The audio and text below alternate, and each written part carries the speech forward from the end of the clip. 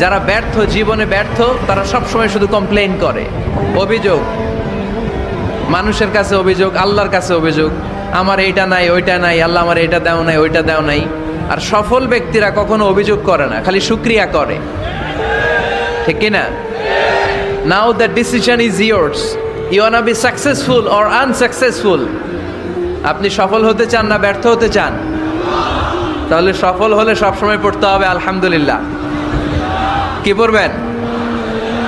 হুজুরের সাথে দেখা করতে গেছে, যে এই হুজুর আসে না কেন, কতক্ষণ ধরে বসে আছে। আরে হুজুরও মানুষ, হুজুরও অসুস্থ হয়, হুজুরেরও ফ্যামিলি আছে, হুজুরের ঘুমানো লাগে, হুজুর রোবট না। আমাদের যখন অ্যাপয়েন্টমেন্ট নেয় মেপে দেয়, হুজুর এই তো সহজ, আপনি এটা করে আসবেন, এরপরে হেলিকপ্টার রেডি, এরপরে ওইটাতে যাবেন, ওইখান থেকে হেলিকপ্টার রেডি। আমি রোবট, হুজুর কি রোবট? হুজুর তো মানুষ না। এগুলো করবেন না, ধৈর্য ধরতে শিখুন, একটু স্থির হন। স্টপ, অনেক হয়েছে, আন না। অস্থির জীবন আমরা চাই না। এই কোরআন আমাদেরকে অস্থির সময়ে স্বস্তির বাণী শোনায়, ঠিক কিনা? কিসের বাণী শোনায়? স্বস্তির বাণী। কোন সময়ে? অস্থির সময়ে স্বস্তির বাণী শোনায় কোরআন, ঠিক কিনা? এজন্য আজকের প্রথম মেসেজ হচ্ছে, কারো বাসায় গেলে পারমিশন নিতে হবে। দরজার সামনে যে আগে সালাম দিবেন 3 বার। কয়বার? অনুমতি চাইবেন, অনুমতি দিলে ঢুকবেন, অনুমতি না দিলে বের হয়ে চলে আসবেন। পারা যাবে? এজন্য রব্বুল আলামিন বলেন, ইয়া আইয়ুহাল্লাযীনা আমানু লা তাদখুলু বুয়ুতান গায়রা বুয়ুতিকুম হাত্তা তাস্তানিসু ওয়া তুসাল্লিমু আলা আহলিহা যালিকুম খায়রুল লাকুম লাআল্লাকুম তাযাক্কারুন। সুবহানাল্লাহ পড়েন। আল্লাহ ডেকে বললেন, ও ঈমানদারেরা শোনো শোনো, তোমরা যখন অন্য কারো বাড়িতে যাবে, খবরদার অনুমতি না নিয়ে, সালাম না দিয়ে ঘরে ঢুকে যেও না। দরজার সামনে দাঁড়িয়ে থাকো, দরজার সামনে দাঁড়িয়ে দাঁড়িয়ে 3 বার অনুমতি চাও, তারপরে সালাম দাও। অনুমতি দিলে ঢুকবা, নচেত চলে যাবা, ঠিক কিনা? এই আইনটা কার? ফেনীবাসী কি আইনটা মনে রাখতে পারবে? কারো বাসায় যাওয়ার আগে অ্যাপয়েন্টমেন্ট নিয়ে যাব, আর যে হুট করে দরজার ভিতরে ঢুকে যাব না, অপেক্ষা করব। You have to wait. তিনি আসতে বললে এরপরে ঢুকবো, মনে থাকবে? কারো ঘরে অনুমতি না নিয়ে ঢুকা কবিরা গুনাহ। কি গুনাহ? আমরা এগুলোর ইসলাম মনে করি না, আমরা ম্যানার জানি না, আমরা সোশ্যাল নর্মস জানি না। আমরা মনে করি নামাজ, রোজা, হজ, যাকাত, জিকির এগুলাই ইসলাম, ঠিক কিনা? ধরাবাঁধা ইসলাম হিন্দু ধর্মের মতো গদবাঁধা কোনো ধর্ম নয়। আমাদের মসজিদ এটা গির্জা, প্যাগোডা, সিনাগোগ আর গুরুদুয়ারার মতো যে কোনো ইবাদতগাহ নয়। আমাদের মসজিদগুলো আমাদের সামাজিক ঐক্যের কেন্দ্রবিন্দু। আমাদের ইসলাম হচ্ছে আমাদের জীবন চালানোর মেথোডোলজি। কেমন করে এই লাইফটা সুন্দর হবে, স্মুথ হবে, তার সব নির্দেশনা কোরআনের ভেতরে আছে না নাই? এজন্য বিশ্বনবী বললেন, খবরদার কারো ঘরে যাওয়ার আগে সালাম দাও, পাশাপাশি অনুমতি চাও। এক সাহাবী দাঁড়িয়ে বললেন, ইয়া রাসূলুল্লাহ, ইয়া হাবিবাল্লাহ, আমার ঘরে আমরা কেবল 2 জন থাকি, 2টা ঘর। এক ঘরে থাকে আমার আম্মা, আরেক ঘরে থাকে আমি। আফাস্তাদিনু আলা উম্মি, আমি কি আমার মায়ের ঘরে ঢোকার আগে অনুমতি নেওয়া লাগবে নাকি?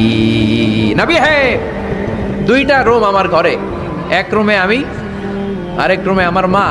আফাস্তাদিনু আলা উম্মি, আমার মায়ের ঘরে যাওয়ার আগে অনুমতি নেওয়া লাগবে?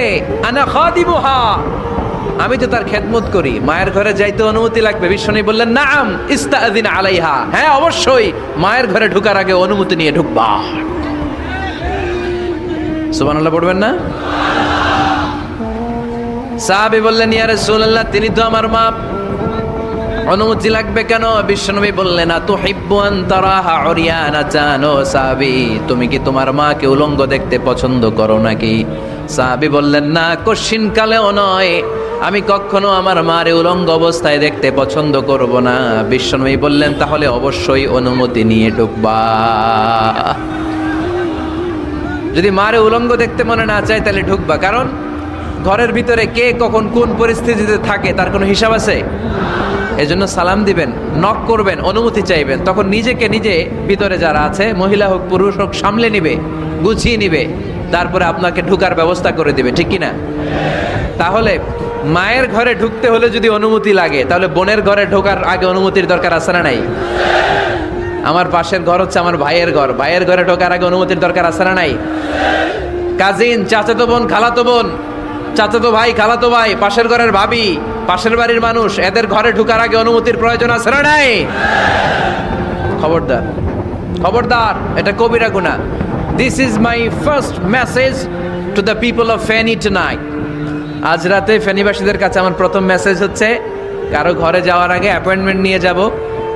কখন তার সাথে দেখা করব, আগে অ্যাপয়েন্টমেন্ট নিয়ে যাব, তারপরে যে দরজার বাইরে দাঁড়িয়ে পারমিশন চাইবো, মানে অনুমতি নিব, তারপরে সালাম দিব, এরপরে ঘরে ঢুকবো।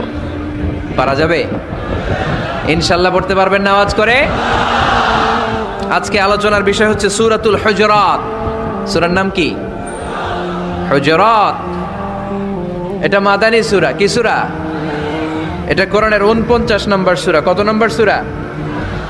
এই সূরায় মোট আয়াত আছে 18টি। কয়টি? এবার আমি প্রশ্ন করব, উত্তর দেন। এই সূরায় মোট আয়াত সংখ্যা কয়টি? 18টি। এটি কোরআনের কততম সূরা? 49তম সূরা। আর সূরাটা মাক্কি সূরা।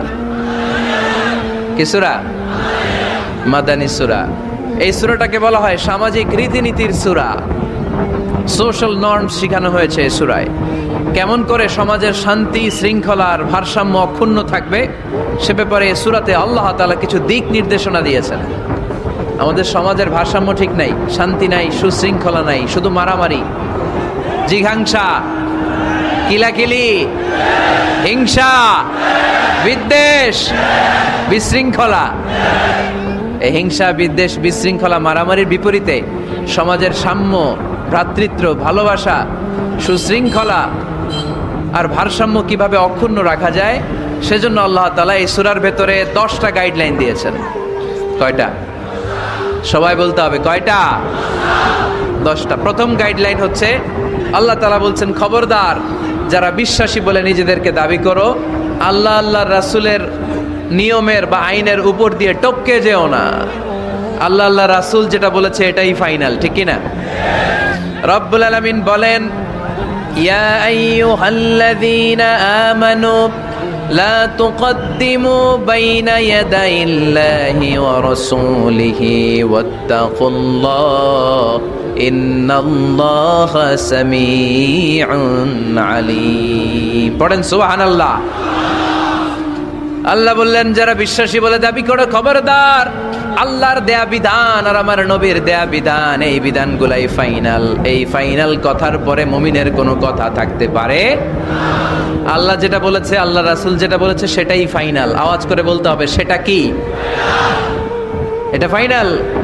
এরপর আর নতুন কোনো কথা নাই। যখনই বলা হবে আল্লাহ বলেছে, রাসূল বলেছে, আমরা বলবো আমান্না, সামি'না ওয়া আতা'না, আমরা শুনলাম, মানলাম, বিশ্বাস করলাম, আমাদের পক্ষ থেকে আর দ্বিতীয় কোনো কথা নাই, ঠিক কি না? এজন্য আল্লাহ বললেন, খবরদার আমি আর আমার রাসূল